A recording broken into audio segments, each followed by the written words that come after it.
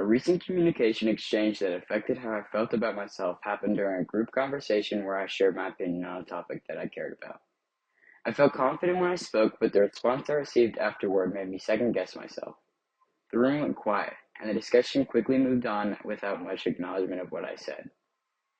Even though no one directly criticized me, the lack of response made me feel embarrassed and inadequate, like my contribution wasn't valuable or worth engaging with.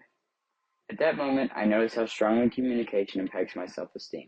When people listen, respond, or show interest, I feel more confident and comfortable expressing myself. On the other hand, when communication feels dismissive or indifferent, it can make me doubt my abilities and question whether I should speak up at all. I realize that I often interpret silence or short responses as a reflection of my worth, even though that isn't always true. People may seem distracted, uncomfortable, or simply unsure how to respond, but my mind tends to fill in the gaps with negative assumptions. In general, communication exchanges play a major role in how I view myself. Positive interactions reinforce confidence and motivate me to engage more openly with others, while negative or unclear interactions, however, can linger in my thoughts and affect my mood long after they happen. This experience helped me recognize how important it is to separate my self-worth from other people's reactions and not let one interaction define how I see myself. One strategy that has helped me improve my self-esteem is visualization. After the interaction, instead of replaying that moment in a negative way, I pictured myself confidently speaking in future conversations and remaining calm even if responses weren't perfect.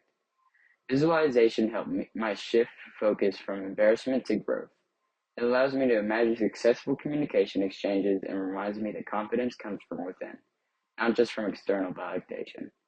I also learned the importance of self-talk.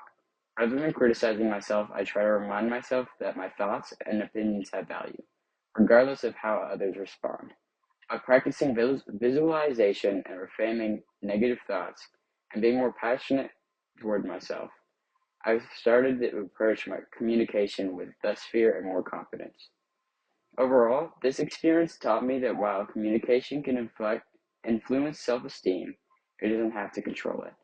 By changing how I interpret and respond to these interactions, I can build a stronger sense of self-worth and communicate more confidently moving forward. Thank you.